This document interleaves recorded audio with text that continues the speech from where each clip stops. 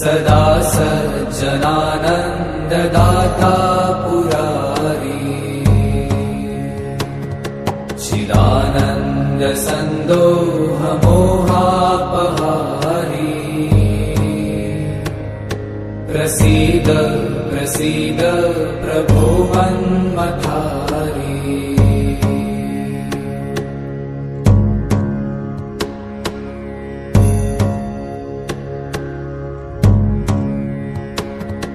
न यावत् उमानाथ पादारविन्दम्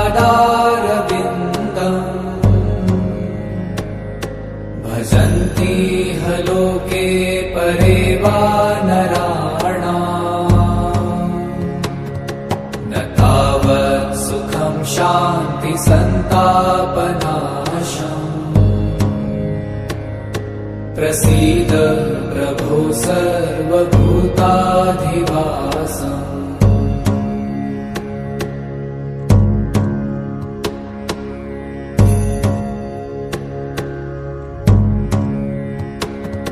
न जानामि योगं जपं नैव पूजा न तोऽहं सदा सर्वदा शम्भुतुभ्यम् जराजन्म दुःखौ गतातप्यमानम् प्रभो पाहि आपन्नमामेश शम्भो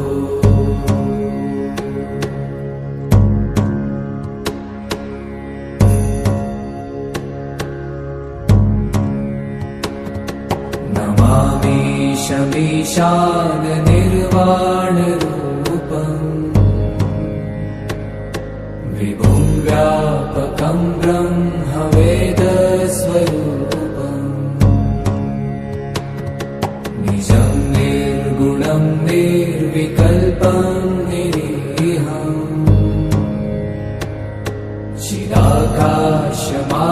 चिदाकाशमाकाशवासं भजेऽहम्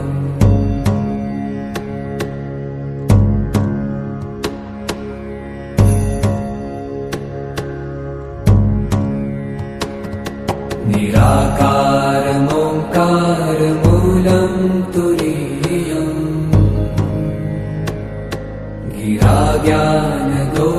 गिराज्ञानगोतीतमीशं गिरीशम्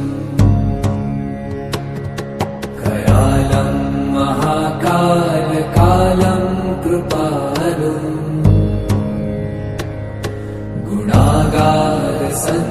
गुणागारसंसारपारं नतो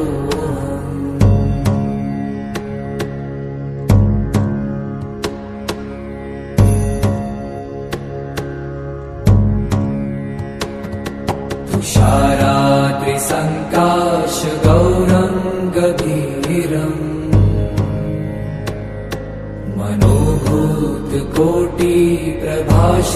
मनोभूतकोटिप्रभाश्रीशरीरम् स्फुरन्मौलिकल्लोलिनी चारुगङ्गा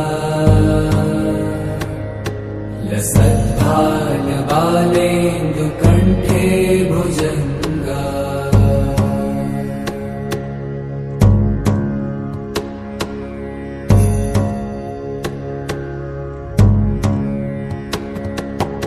चलत्कुण्डलं भ्रूसुनेत्रं विशालम् प्रसन्नाननं नीलकण्ठं दयालम् मृगाधीशचर्माम्बरं मुण्डमालम्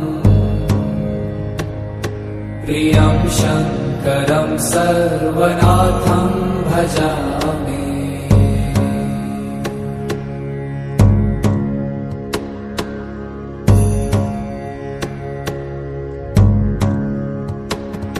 प्रचण्डं प्रकृष्टं प्रगल्भं परेशम् अखण्डम् अजं भानुकोटिप्रकाशम् त्रयशूलनिर्मूलनं शूलपाणिम् भजेऽहं भवानी पतिं भावगम्यम्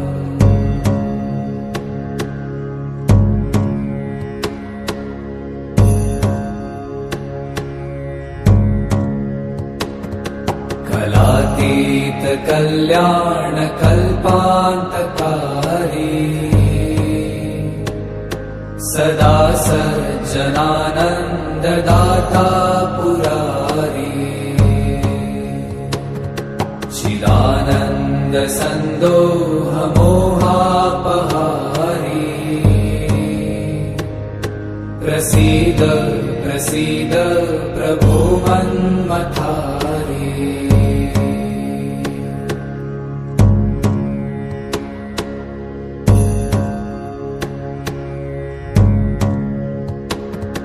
न यावत् उमानाथ पादारविन्दम्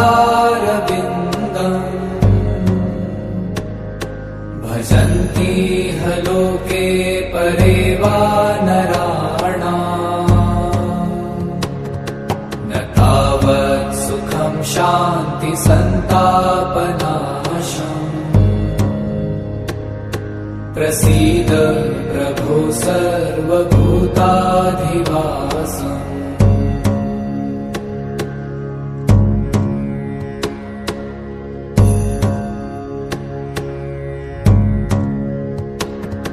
न जानामि योगं जपं नैव पूजा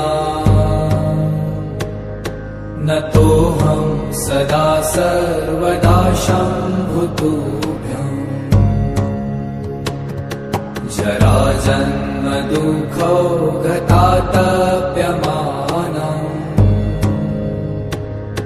प्रभो पाहि आपन्नमामीश शम्भो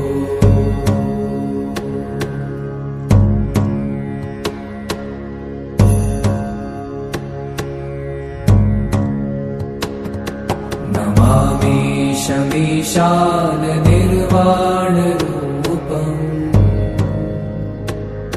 विभुं व्यापकं ब्रह्मवेदस्वरूपम् निजं निर्गुणं निर्विकल्पं निरीहम्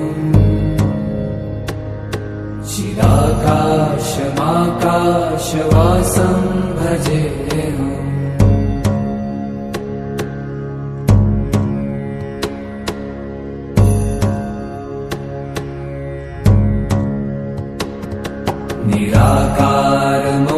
निराकारमोङ्कारमूलं तुरीयम्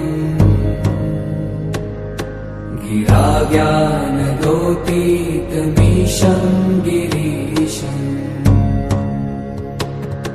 करालं महाकालकालं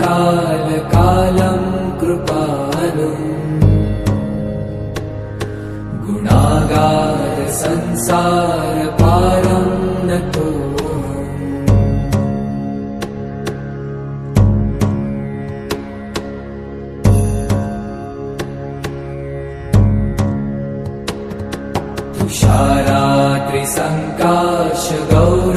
तुषाराद्रिसङ्काशगौरङ्गभीरम्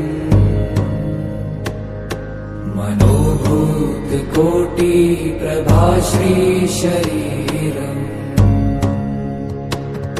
स्फुरन्मौलिकल्लोलिनी चारुगङ्गा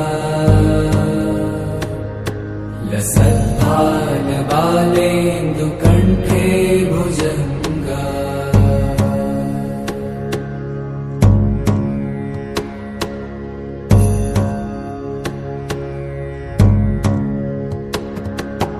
चलत्कुण्डलं भ्रूसुनेत्रं विशालम् प्रसन्नाननं नीलकण्ठं दयालम् मृगाधीशचर्माम्बरं मुण्डमालम् प्रियं शङ्करं सर्वनाथं भजामि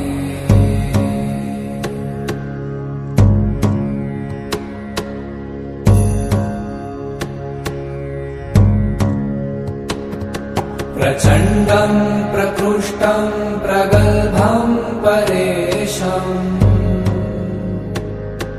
अखण्डम् अजम् भानुकोटिप्रकाशम्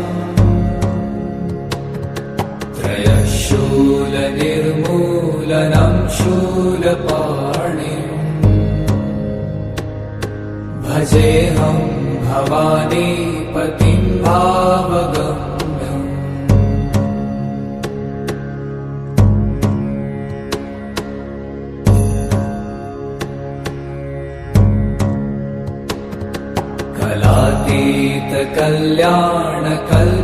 कलातीतकल्याणकल्पान्तकारी सदा सज्जनानन्ददाता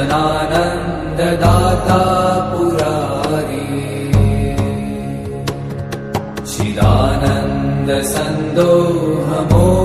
चिदानन्दसन्दोहमोहापहारी प्रसीद प्रसीद प्रभो मन्मथारी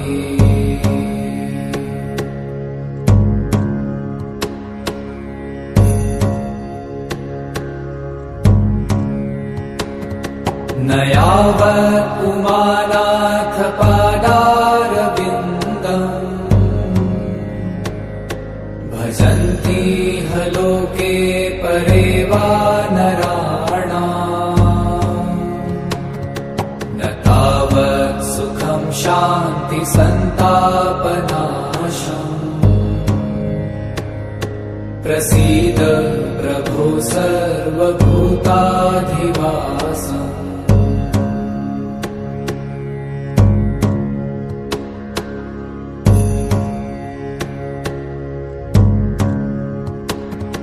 न जानामि योगं जपं नैव पूजाम्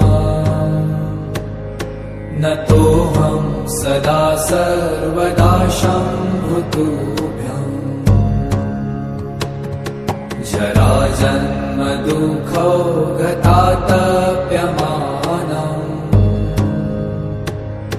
प्रभो पाहि आपन्नमामीश शम्भो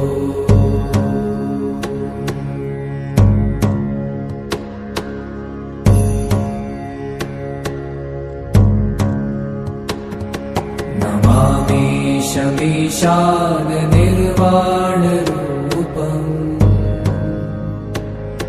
विभुं व्यापकं ब्रह्मवेदस्वरूपम्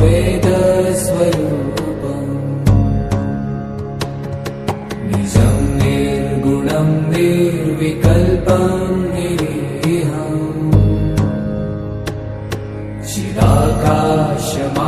चिदाकाशमाकाशवासं भजेऽहम्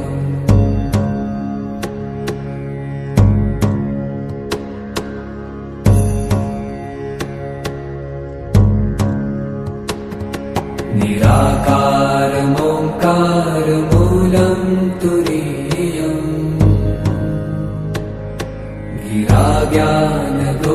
गिराज्ञानगोपीतमीशं गिरीशम् करालं महाकालकालं कृपालुम्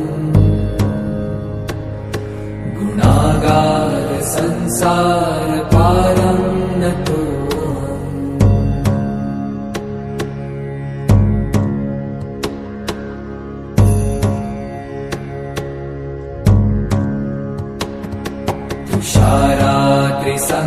तुषारात्रिसङ्काशगौरं गभीरम्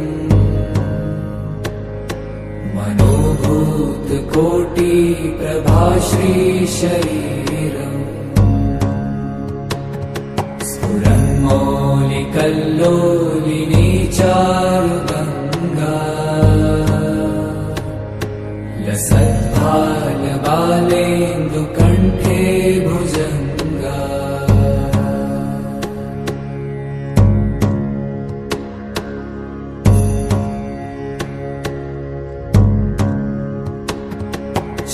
चलत्कुण्डलं भ्रूसुनेत्रं विशालम् प्रसन्नाननं नीलकण्ठं दयालम्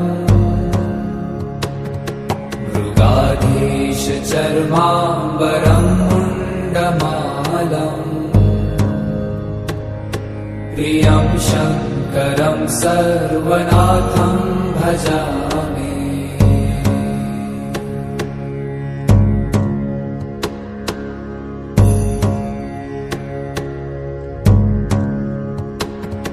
प्रचण्डं प्रकृष्टं प्रगल्भं परेशम् अखण्डम् अजं भानुकोटिप्रकाशम् त्रयशूलनिर्मूलनं शूलपाणिम् भजेऽहं भवानीपतिं भावगम्।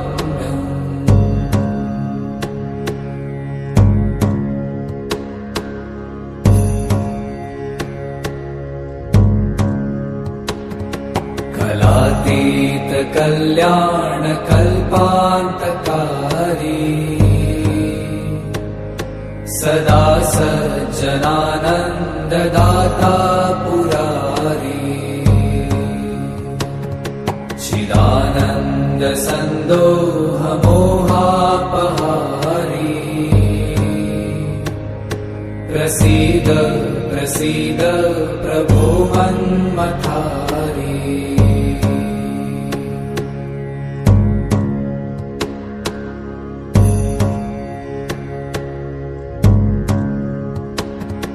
न यावत् उमानाथ पादारविन्दम् भजन्ति ह लोके परे वा नराणाम् न तावत् सुखं शान्ति सन्तापनाशम् प्रसीद प्रभो सर्वभूताधिवासम्।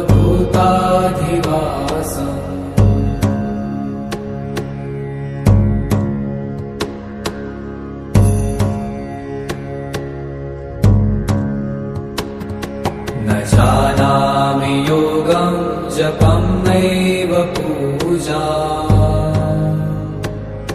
न तोऽहं सदा सर्वदा शम्भुतुभ्यम् जराजन्म दुःखौ गतातप्यमानम् प्रभो पाहि आपन्नमामीश शम्भो।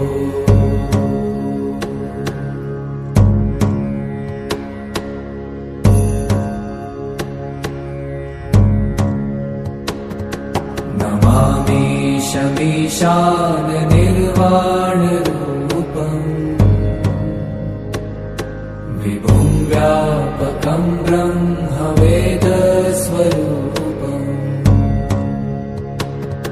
निजं निर्गुणं निर्विकल्पं निरीहम् चिदाकाशमाकाशवासं भजेऽहम्।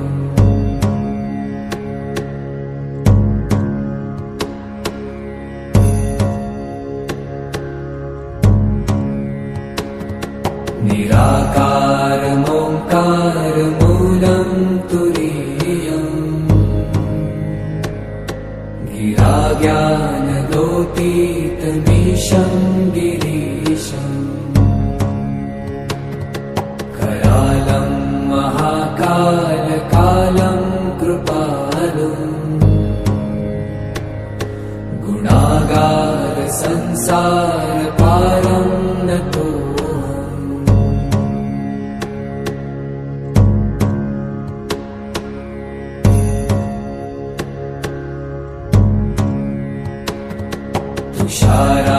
तुषारात्रिसङ्काश गौरं गभीरम् मनोभूतकोटिप्रभाश्रीशरीरम् स्फुरन्मौलिकल्लोलिनी चारुगङ्गा लसद्भालबालेन्दुकण्ठे भुजङ्गा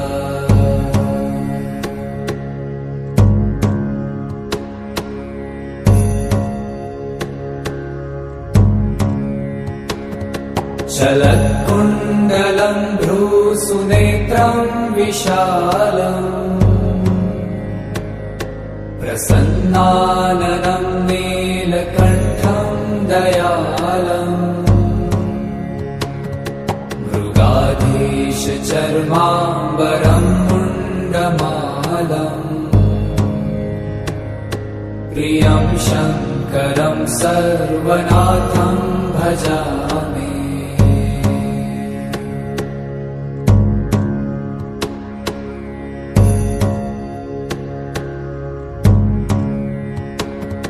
प्रचण्डं प्रकृष्टं प्रगल्भं परेशम् अखण्डम् अजं भानुकोटिप्रकाशम्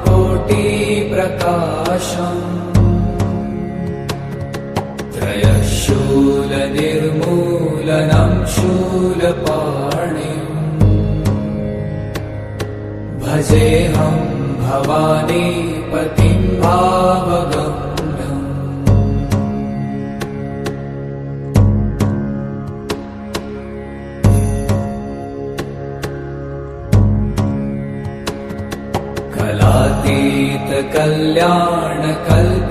कलातीतकल्याणकल्पान्तकारी सदा सज्जनानन्ददाता पुरारी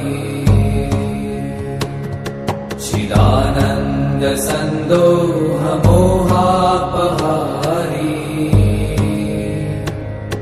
प्रसीद प्रसीद प्रभो मन्मथारी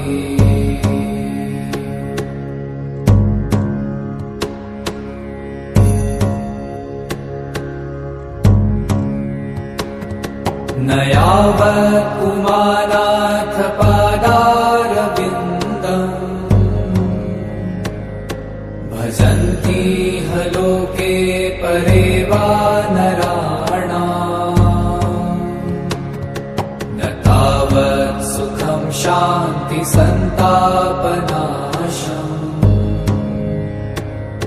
प्रसीद प्रभो सर्वभूताधिवासम्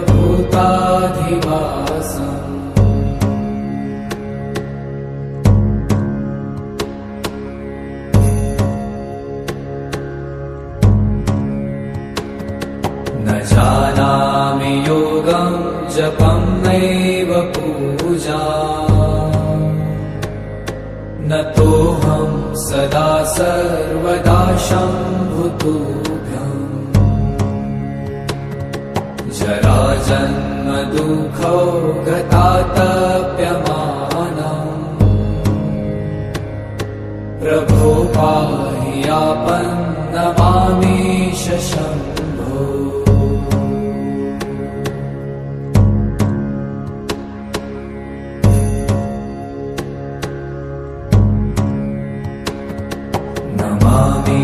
नमामीशमीशान निर्वाणरूपम् विभुं व्यापकं ब्रह्मवेदस्वरूपम्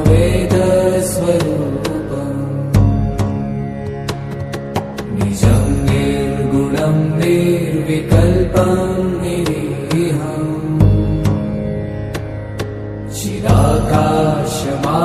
चिदाकाशमाकाशवासं भजेऽहम्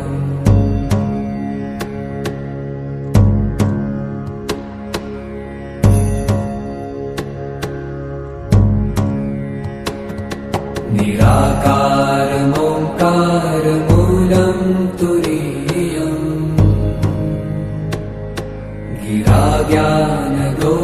गिराज्ञानगोतीतमीशं गिरीशम्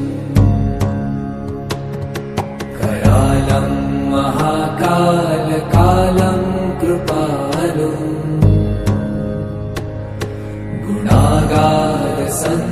गुणागारसंसारपारं नतो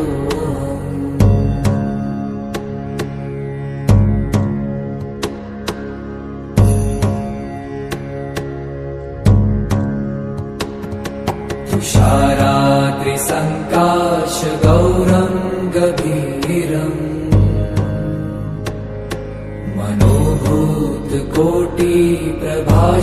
मनोभूतकोटिप्रभाश्रीशरीरम् स्फुरन्मौलिक कल्लोलिनी चारुगङ्गा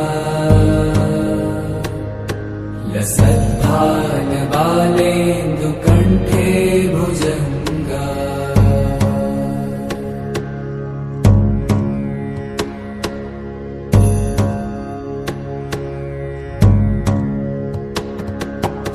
चलत्कुण्डलं भ्रूसुनेत्रं विशालम् प्रसन्नाननं नीलकण्ठं दयालम् मृगाधीशचर्माम्बरं मुण्डमालम् प्रियं शङ्करं सर्वनाथं भजामि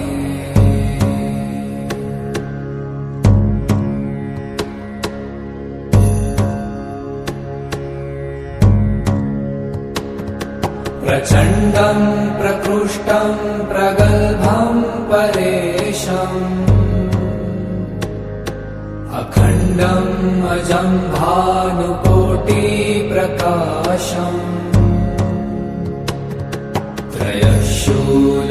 त्रयशूलनिर्मूलनं शूलपाणिम्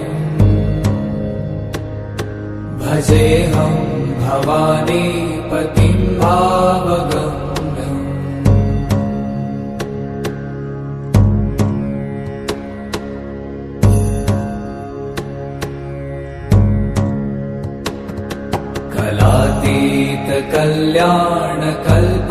कलातीतकल्याणकल्पान्तकारी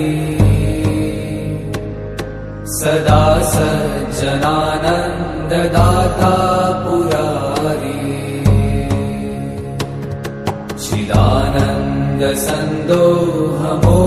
चिदानन्दसन्दोहमोहापहारी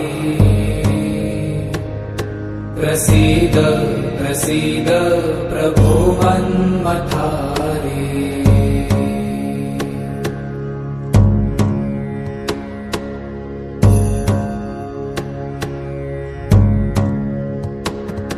न यावत् पुमानाथ पादारविन्दम् भजन्ति ह लोके परे वा नराणाम् न तावत् सुखं शान्ति सन्तापनाशम् प्रसीद प्रभो सर्वभूताधिवासम्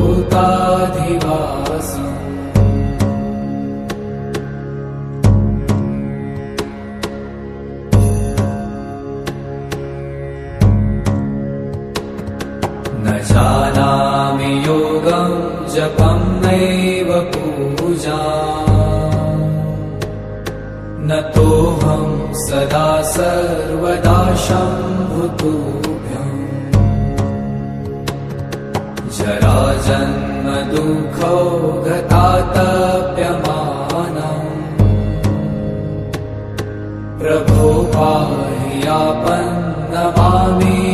शम्भो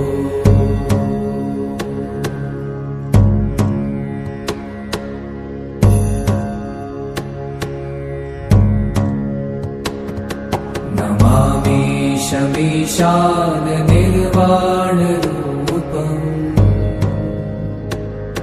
विभुं व्यापकं ब्रह्मवेदस्वरूपम्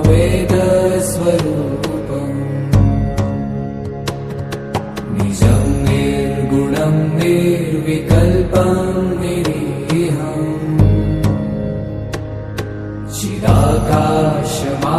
चिदाकाशमाकाशवासं भजेऽहम्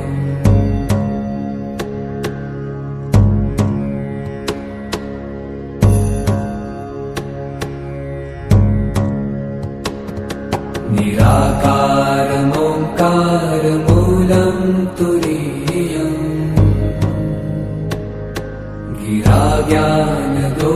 गिराज्ञानगोतीतमीशं गिरीशम् करालं महाकालकालं कृपालुम्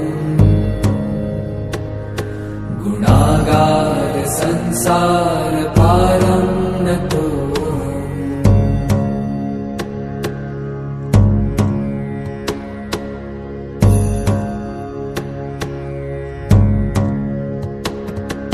तुषारात्रिसङ्काशगौरं गभीरम्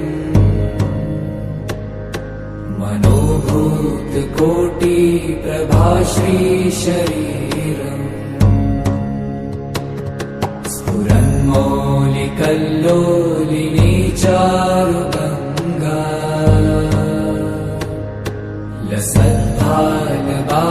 लसद्भालबालेन्दुकण्ठे भुजङ्गा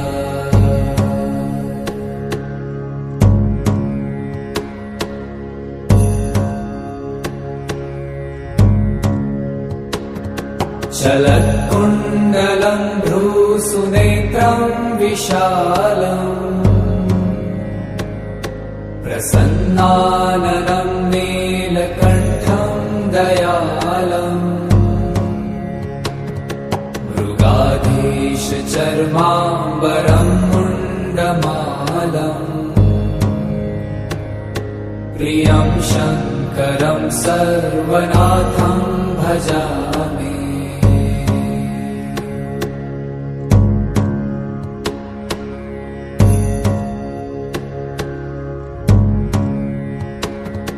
प्रचण्डं प्रकृष्टं प्रगल्भं परेशम् अखण्डम् अजं भानुकोटिप्रकाशम्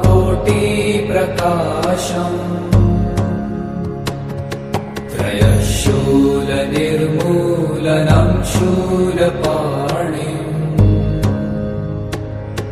भजेऽहं भवानीपतिं भावगम्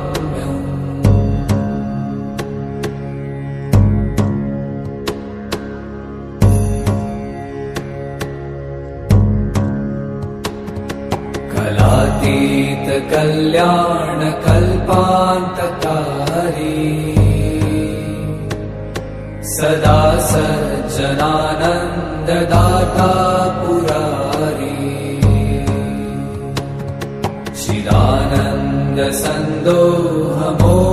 चिदानन्दसन्दोहमोहापहारी प्रसीद प्रसीद प्रभो मन्मथारी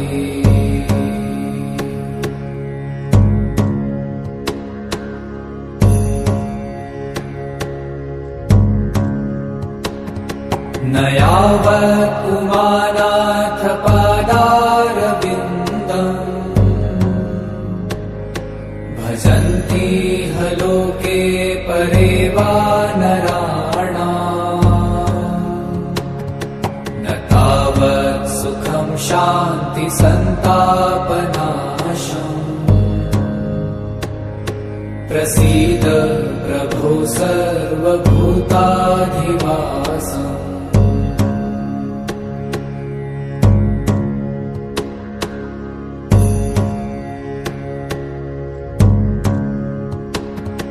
न जानामि योगं जपं नैव पूजा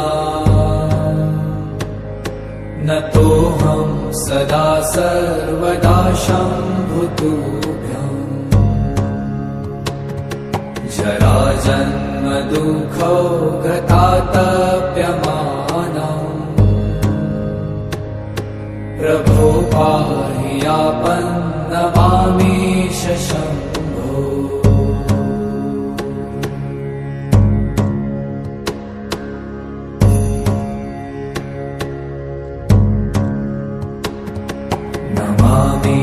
नमामीशमीशान निर्वाणरूपम् विभुं व्यापकं ब्रह्मवेदस्वरूपम्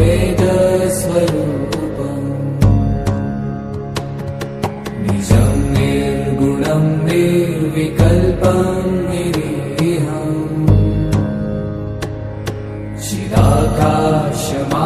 चिदाकाशमाकाशवासं भजेऽहम्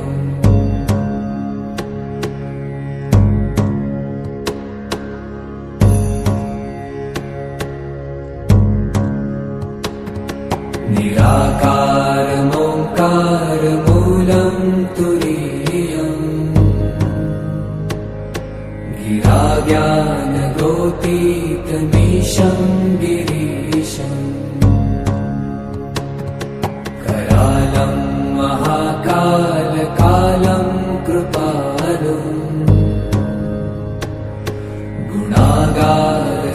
संसारपारं नतोऽहम्।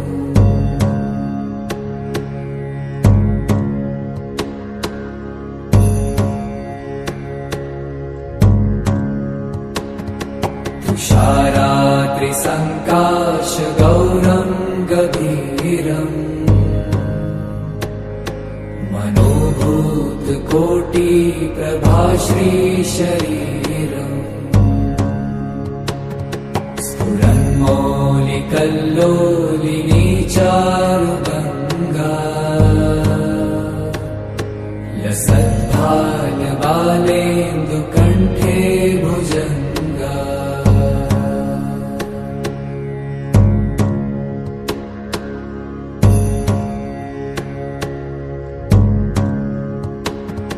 चलत्कुण्डलं भ्रूसुनेत्रं विशालम्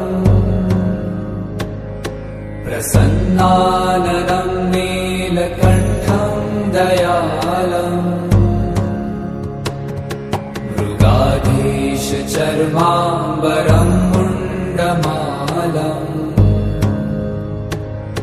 प्रियं शङ्करं सर्वनाथं भजामि।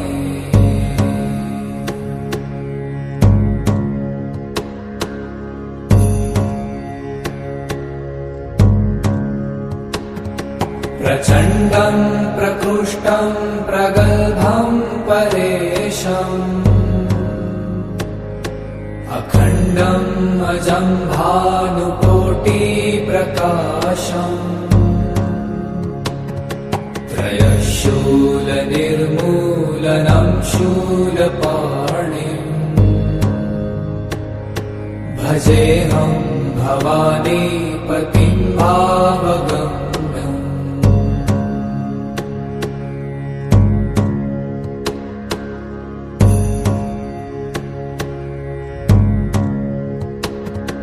कलातीतकल्याणकल्पान्तकारी सदा सज्जनानन्ददाता पुरारी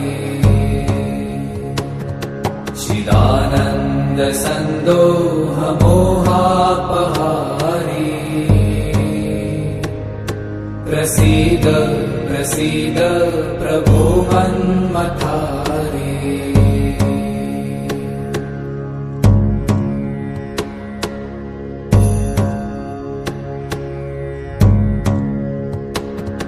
न यावत् पुमानाथ पादारविन्दम् भजन्ति ह लोके परे वा नराणाम् न तावत् सुखं शान्ति सन्तापनाशम् प्रसीद प्रभो सर्वभूताधिवासम्।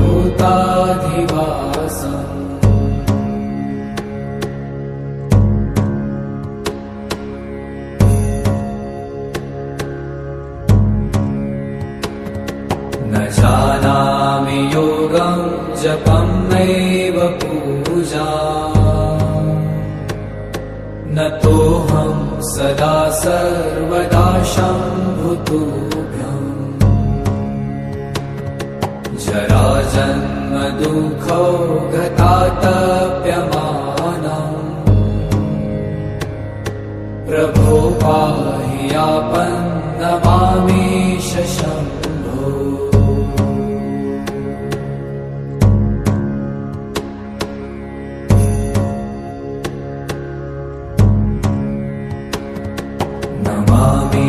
नमामीशमीशान निर्वाणरूपम्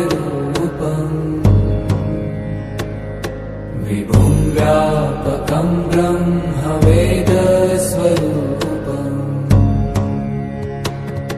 निजं निर्गुणं निर्विकल्पं निरीहम्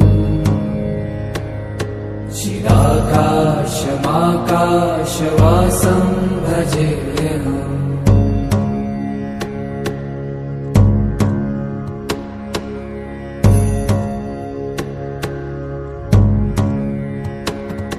निराकारमोङ्कारमूलं गिराज्ञानगोतीतमीशं गिरीशम् करालं महाकालकालं कृपालुम्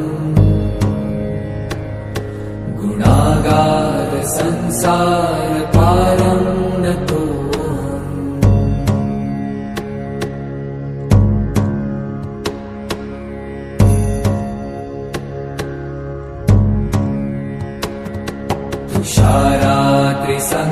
तुषाराद्रिसङ्काशगौरं गभीरम्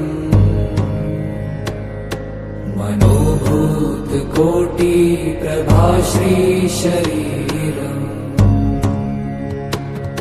स्फुरन्मौलिकल्लोलिनी चारुगङ्गा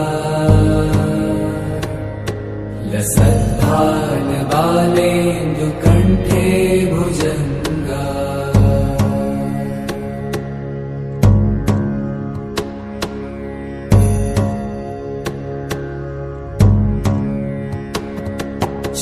चलत्कुण्डलं भ्रूसुनेत्रं विशालम्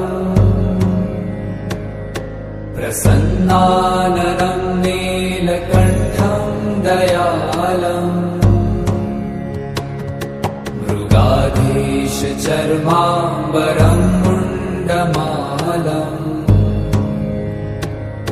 प्रियं शङ्करं सर्वनाथं भजामि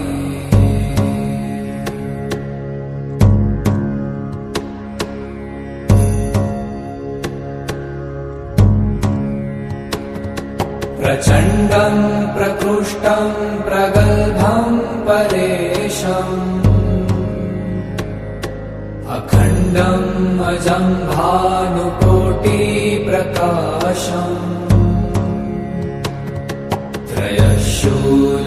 त्रयशूलनिर्मूलनं शूलपाणिम् भजेऽहं भवानीपतिं भावगम्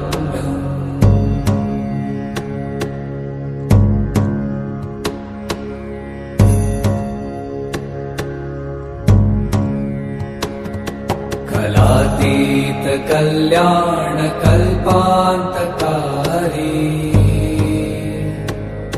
सदा सज्जनानन्ददाता पुरारी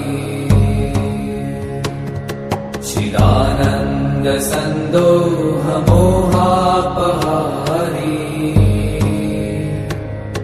प्रसीद प्रसीद प्रभो मन्मथारी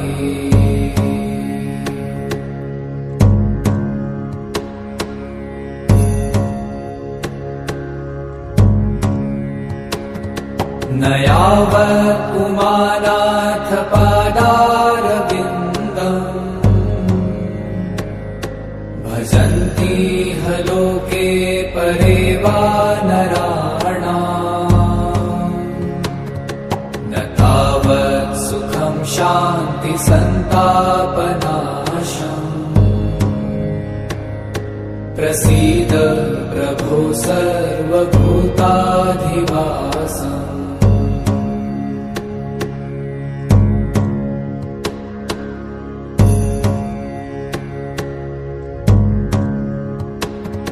न जानामि योगं जपं नैव पूजा न तोऽहं सदा सर्वदा शम्भुतुभ्यम् जराजन्म दुःखौ गतातप्यमानम् प्रभो पाहि आपन्नमामीश शम्भो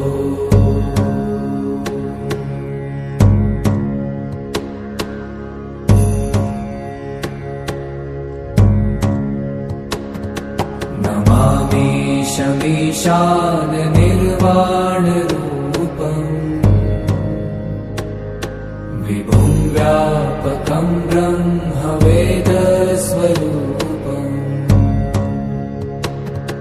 निजं निर्गुणं निर्विकल्पं निरीहम् चिरात् निराकाशमाकाशवासं भजेऽहम्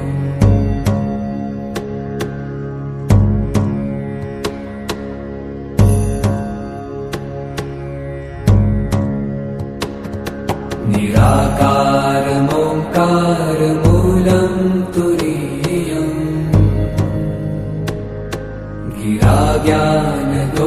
गिराज्ञानगोतीतमीशं गिरीशम् करालं महाकालकालं कृपालुम्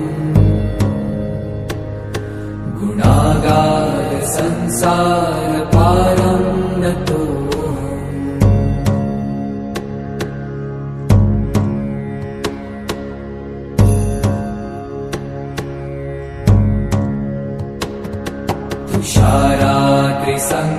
तुषाराद्रिसङ्काशगौरं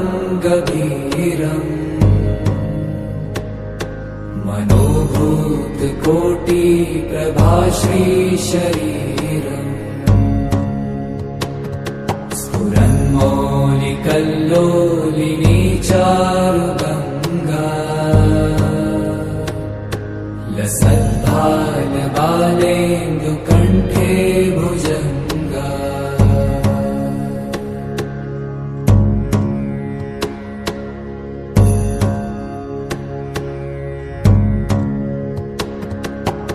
चलत्कुण्डलं भ्रूसुनेत्रं विशालम् प्रसन्नाननं नीलकण्ठं दयालम् मृगाधीशचर्माम्बरं मुण्डमालम्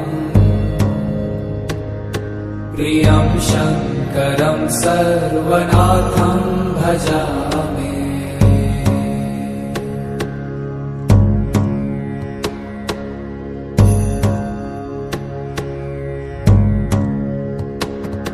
प्रचण्डं प्रकृष्टं प्रगल्भं परेशम् अखण्डम् अजं भानुकोटिप्रकाशम् त्रयशूलनिर्मूलनं शूलपाणिम् भजेऽहं भवानीपतिं भावगम्यम्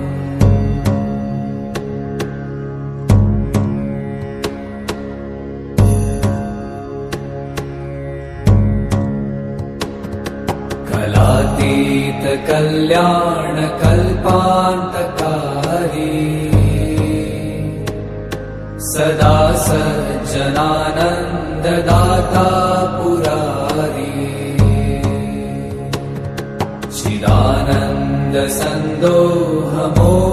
चिदानन्दसन्दोहमोहापहारी प्रसीद प्रसीद प्रभो मन्मथारी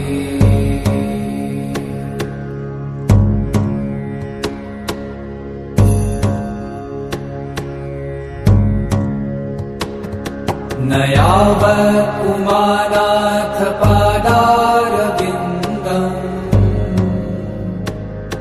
भजन्ति ह लोके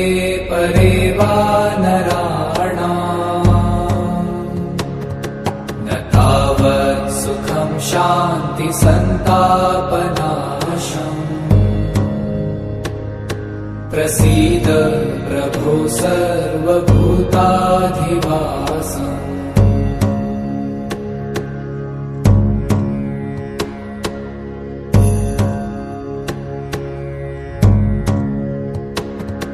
न जानामि योगं जपं नैव पूजा न तोऽहं सदा सर्वदा शम्भुतुभ्यम् जराजन्म दुःखौ गतातप्यमानम् प्रभो पाहि यापन्नमामीश शम्भो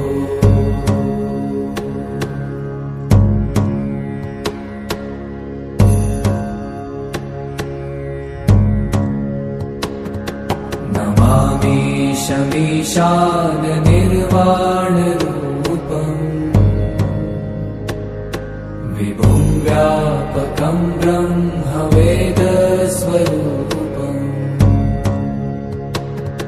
निजं निर्गुणं निर्विकल्पं निरीहम्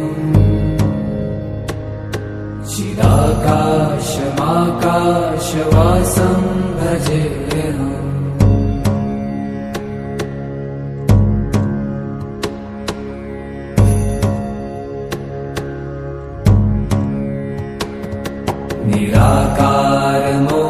निराकारमोङ्कारमूलं तुरीयम्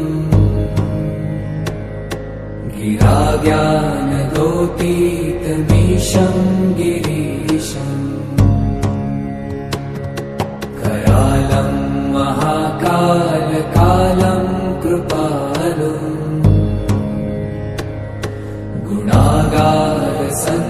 गुणागारसंसारपारं नतोऽहम्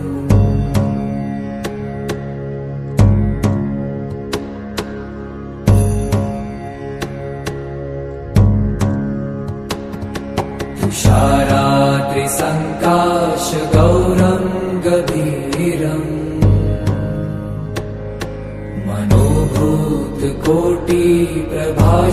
मनोभूतकोटिप्रभाश्रीशरीरम् स्फुरन्मौलिकल्लोलिनी चारुगङ्गा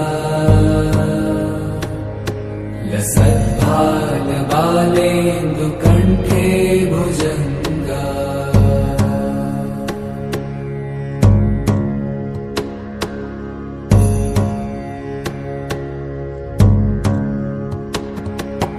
तत्कुण्डलं भ्रूसुनेत्रं विशालम्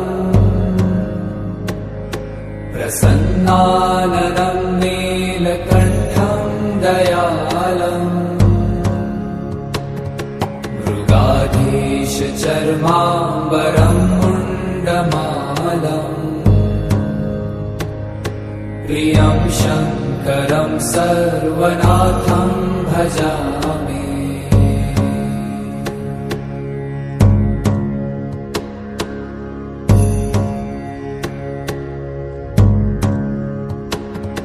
प्रचण्डं प्रकृष्टं प्रगल्भं परेशम् अखण्डम् अजं भानुकोटिप्रकाशम् त्रयशूलनिर्मूलनं शूलपाणिम् भजेऽहं भवानीपतिं भावगम्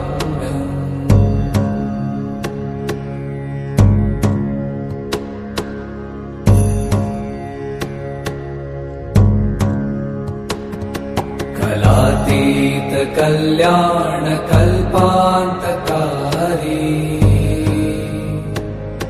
सदा सज्जनानन्ददाता पुरारी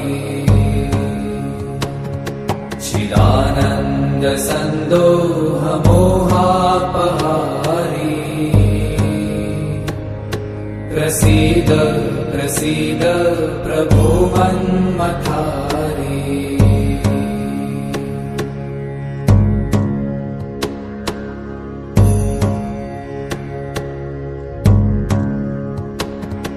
न यावत् उमानाथ पादारविन्दम्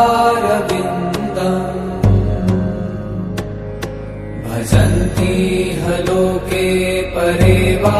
नराणाम् न तावत् सुखं शान्ति सन्तापनाशम्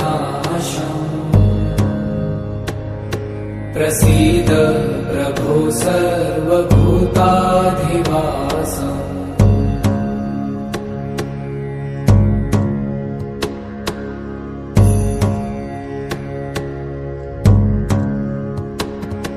न जानामि योगं जपं नैव पूजा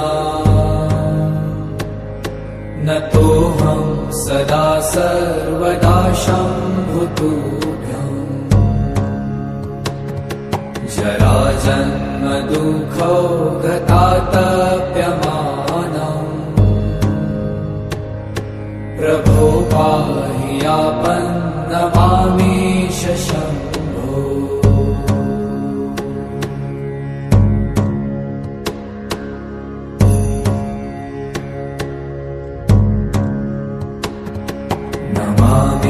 नमामीशमीशान निर्वाणरूपम् विभुं व्यापकं ब्रह्मवेदस्वरूपम्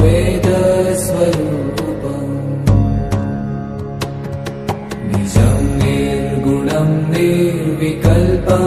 निरीहम्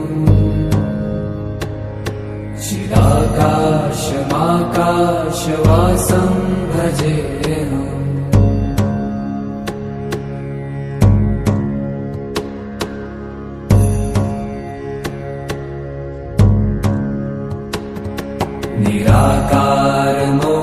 निराकारमोङ्कारमूलं तुरीयम्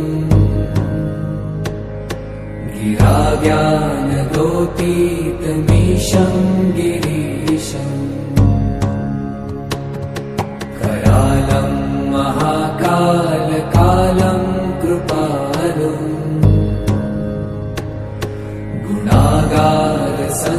गुणागारसंसारपारं नतो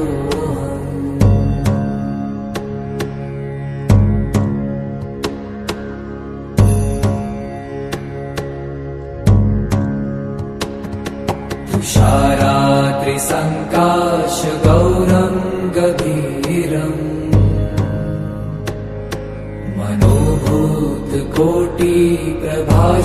मनोभूतकोटिप्रभाश्रीशरीरम् स्फुरन्मौलिकल्लोलिनी चारुगङ्गा लसद्भालबालेन्दुकण्ठे भुजङ्गा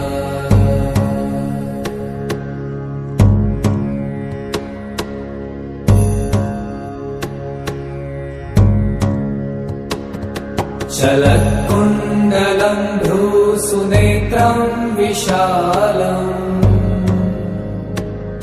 प्रसन्नाननं नीलकण्ठं दयालम् मृगाधीशचर्माम्बरं मुण्डमालम् प्रियं शङ्करं सर्वनाथं भजामि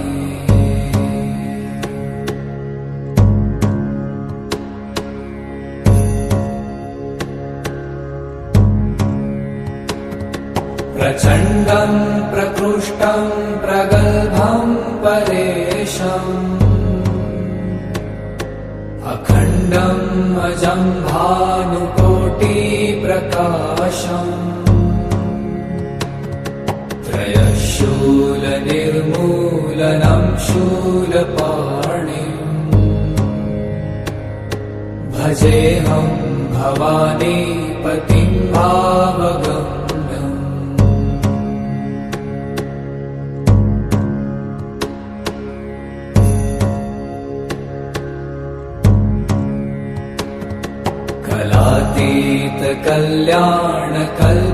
कल्याणकल्पान्तकारी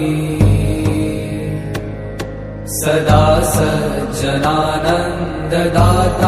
पुरारी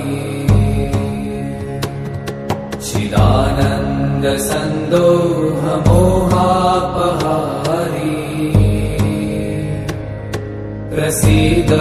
प्रसीद प्रभो मन्मथारी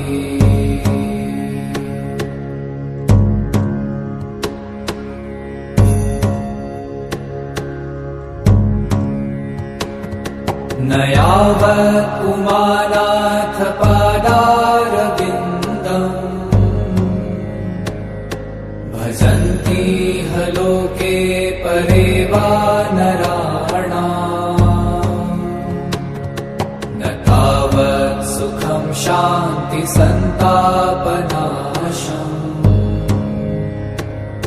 प्रसीद प्रभो सर्वभूताधिवासम्